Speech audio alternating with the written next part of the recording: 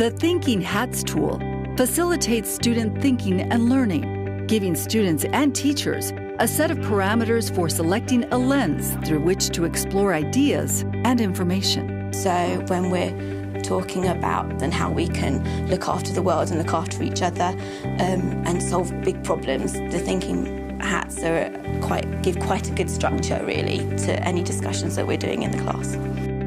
The white hat perspective focuses on information. For example, students collecting or recalling facts about a topic are engaged in white hat thinking. The yellow hat perspective highlights benefits and strengths. Black hat thinking identifies difficulties, challenges, or risks. The blue hat stands for processing new information, analyzing it, evaluating it, and organizing it. When wearing the red hat, thinkers examine and report feelings or emotions. And with the green hat, creativity and innovation are emphasized.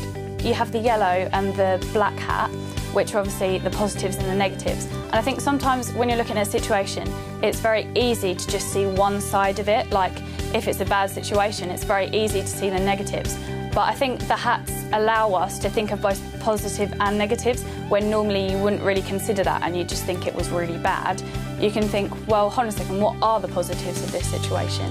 Put the yellow hats on for a minute and think. I know, yellow hat thinking about this is maybe a little bit difficult to comprehend, but what are the benefits of them being on the street? Now think about that for a few seconds.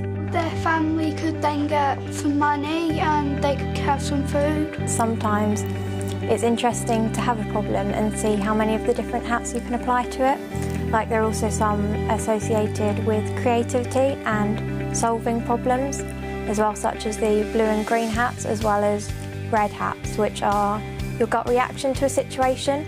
So it's quite interesting to see how you first react to it, and then upon analysing it and thinking of all the different possibilities associated, what you then think is the best way to move forward with it. Peter Short's Year 6 class at Wellington Primary School has been discussing a short story from multiple characters' perspectives. Now they continue their class discussion using the Thinking Hats. Can anybody think of some hats, coloured hats, that we could use to help us reflect on our learning from today's lesson? Armani. The yellow hat. The yellow hat. Why the yellow hat? You could say how you thought you've done well in the lesson. So we can use our yellow hat to say, what did we like, what did we enjoy, and what did we learn in line of the thing? What other hats can we use, Jasmine? The black hat. A black hat. Why would you use a black hat, Jasmine?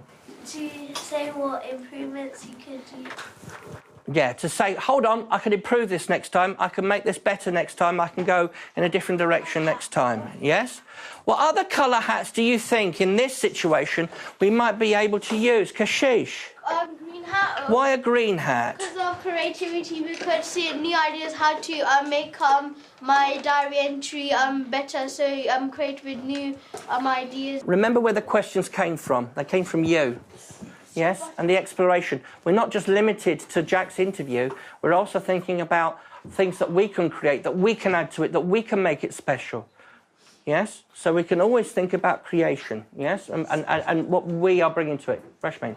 And the red hat because... I think the red hat for this one is a really useful one. Why? Because we're using our own emotion, or we can use it for Jack's mother's perspective. Yeah, remember, when we're doing our reflection on the lesson, it's our reflection on the lesson, yes? To use the blue hat